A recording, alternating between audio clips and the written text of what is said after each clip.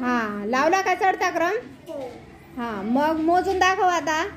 1 2 3 4 5. हा, असं आपण चढत चढत गेलो बरोबर. हा, आणि इकडनं मोजले तर बघा आता आपण हे तुम्ही हे पानं चढत्या क्रमाने आणि उतरत्या क्रमाने मांडली बरोबर.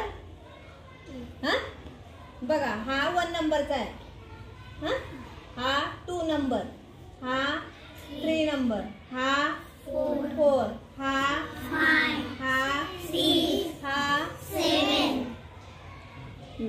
तसेच इकडे पण बघा 2 3 4 5 6 7.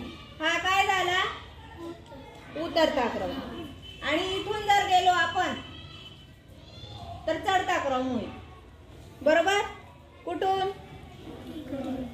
हा, इकडून जर गेलो तर हा चढता क्रम झाला आणि इकडून जर गेलो तर उतरता क्रम होईल. बघा हा उतरता क्रम आहे म्हणजे हा सगळ्यात मोठा आहे ना. 7 मोठा आहे ना. 7 नंतर 6 लहान आहे म्हणजे हा कोणता क्रम झाला? उतरता. कमी कमी होत गेलेला आहे. 7 6 5 4 3 2 1.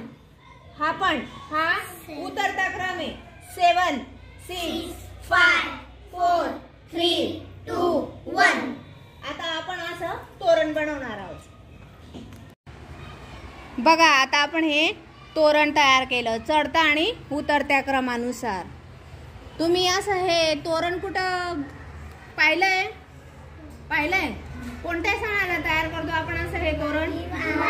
दिवाळीला. आणखी हा, देवाचा काही कार्यक्रम राहिला तेव्हा, सत्यनारायणाची पूजा करतो तेव्हा. असं बघा किती सुंदर दिसतंय ना. वर कर ना तिकडनं थोडस. हा, बघा जसं या बाटल्या आपण क्रमाने लावल्या तसंच तोरण पण आपण हे क्रमाने लावलेलं आहे. चढता उतरता क्रम समजला तुम्हाला? म्हणजे याचा उपयोग आपण जो गणित शिकत असतो या विषयाचा उपयोग आपल्याला प्रत्येक ठिकाणी होत असतो. बघा तोरण बनवलं, चढता उतरता क्रम लावला, नंतर संख्या मोजता येते आपल्याला, नंतर सगळ्या संख्यांची बेरीज पण करता येते आपल्याला. समजलं मग? टाळ्या वाजवा.